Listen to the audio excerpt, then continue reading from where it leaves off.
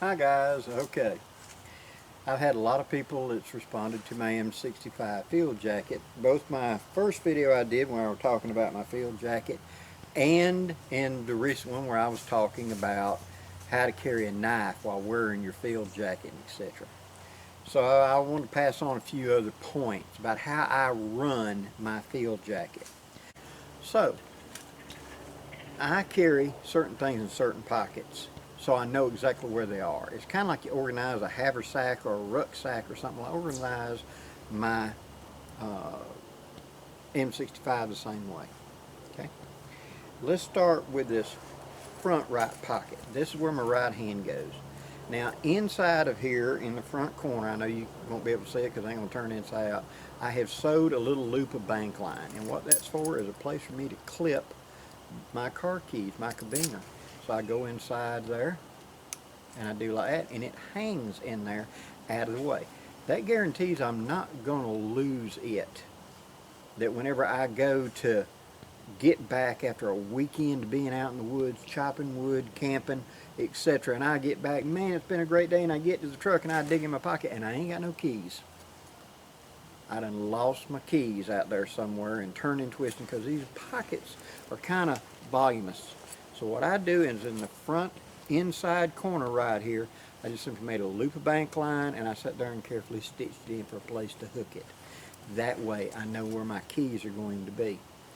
Likewise, in the other front pocket, my left hand pocket, that's where I would put things like a flashlight or something at night for easy grab. Now they have the flaps come over and snap, so I can secure them. So if I'm not using my hands in my pockets for warmth or whatever, I may go ahead and snap them shut in order to keep things in place. Okay.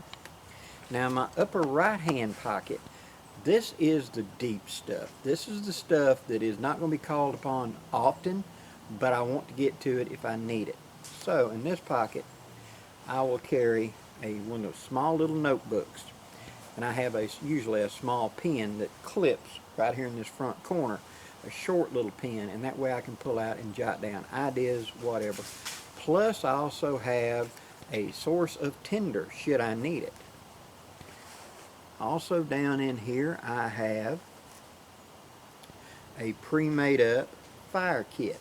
I've got a big hunk of jute, some duct tape, a guitar pick, and there's even some sewing thread and needle already laced up and about 3 feet of thread in there for emergency sew-ups and underneath all of that. And the top of the lighter is jammed up so it cannot leak out. Also I carry in there a small block of fat wood, which is fat lighter, pitch pine, etc. I'll replace this every few months. If it gets where you can't smell it, and I'll shave it a little bit and I can't smell it, it means it's dried out. The volatile oil in pitch pine is turpentine, which is what you get it to ignite so easy. So with this, and you know I'm going to have a knife on me, I am therefore going to have the ability to build a fire no matter what, and I can write down little notes. And actually the notebook comes in more handy than a lot of times the fire kit does, because I've normally got my knife, which has a fire kit, and I'm normally carrying a haversack, which has a fire kit. So it's sort of redundant, but it's on me. It's something that isn't going to be lost or misplaced off of me. Now in the front left pocket, left to me, right to you, since I'm right-handed, that's where I usually carry my phone and my quick access things. They're going to be in that pocket for me to reach down. It's just easier for my old hands to go into this pocket than it is into that pocket. But that way I can keep track of my phone for the various things I'm using it. Likewise, if I'm carrying a compass and I'm doing orienteering, it's going to be around my neck and I'm going to drop it into that pocket for quick access. And I will also have a map. If I'm carrying my map to do orienteering, it'll be inside of that pocket. Now, how about other things to add to it? Well, of course, the shoulder straps up here are a great way to keep a strap hooked to you, like your haversack strap or something like that, if you're going to be doing a lot of twisting or turning. So I may have something stuck up under there for utilizing it, etc. Now, inside of the field jacket, you have this adjustment cord right here. Now I have not done this, but I have thought about this several times taking a piece of something like fire cord or 550 cord that I will replace the lines inside to put a fishing line in, and then also exchange for some jute and etc. So go from 7 lines down to 5, and then add back in a fishing line and add back in a fire line, and replace this cord, running it through the same loops, doing the same job. But that way in a crisis I would have right here the ability to pull out and have a separate tender. See what I'm saying? I'd have fishing line, I'd have etc. Now, the high collar like this. I like the high collar in the winter. A lot of times when it's, of course I'm going to be wearing liners in here, but I'll also have wool or a shemagh or something, a scarf, to put around my neck and fill in this gap right here so I can tuck it in fairly snug around me. And more than once I have slept with this by taking that and flipping it around so this don't open up during the night, and it keeps everything tucked in nice and warm to me. So that's the way to do it. A toboggan or etc. Carrying a toboggan to sleep in is a no-brainer. You got to keep your head warm. And although I love my hat, and it's a wool felt hat, it would not be the perfect choice because it's going to get pushed off my head. I have slept with it though many times, more than once. But having a toboggan would probably ride in this front left pocket to be able to put on my head at night or come out of my haversack or etc. to connect to me. See, that way I've got warmth up here at the top. Just wrap it all down and hook it like this. Now, okay, let's talk about a recent upgrade that I did to mine.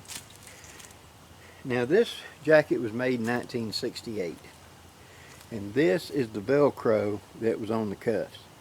It's had it. And those of you that look back at some of my older videos, and I was wearing this a lot of time, I kept fiddling with the cuffs because they just would not stay adjusted. They would just fall off because it just wasn't strong anymore. So I went down to my local Walmart, looked in the sewing department, and found this peel and stick on Velcro tabs, where it's the positive and the negative one. And you just literally peel this off. It's like a sticker, but it's a very strong adhesive, and it's safe for clothing. So what I did was I got up there, and now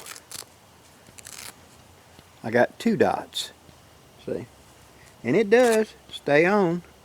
I rubbed it in place really good, and it's been sitting there overnight, and it seems to be holding pretty good. Now, would it be better if it was sewed? Absolutely. And I will probably later on, sitting around the fire or something bored, I'll take and chase it and go ahead and tighten it up. But replacing the Velcro up here with a piece of it would be nothing. And since I've made it where it will hook in like that, very easy. Now, let's look at one other thing. In here is a piece of Velcro, and whenever you pull it out, and you can see this one's done get up to goes too, right there. Okay, now on the cuffs, when you pull them, actually they roll under and there's a piece of Velcro, but as you can see with this one, that Velcro has had it, so I'm going to replace it with one of them dots. But moreover, this part up here on the top, see, when I'm going to be wearing gloves, what I do is I open this out and then I put my glove up and up over my sleeve. I pull it up tight and then I put the glove over the sleeve. This extension that comes down does a good job of covering the back of the hand and keeping cold air from running up the arm. I have thought about getting right here and putting a little loop that I could put my thumb through, or maybe even cutting a loop and then sewing it where I could put my thumb through it, so it'd be like a half glove on top. That when I pull my glove over, it's not going to pull up. That when you go to push your arm into something or whatever, it don't automatically roll the sleeve up. That's the modification I'm thinking about doing to this.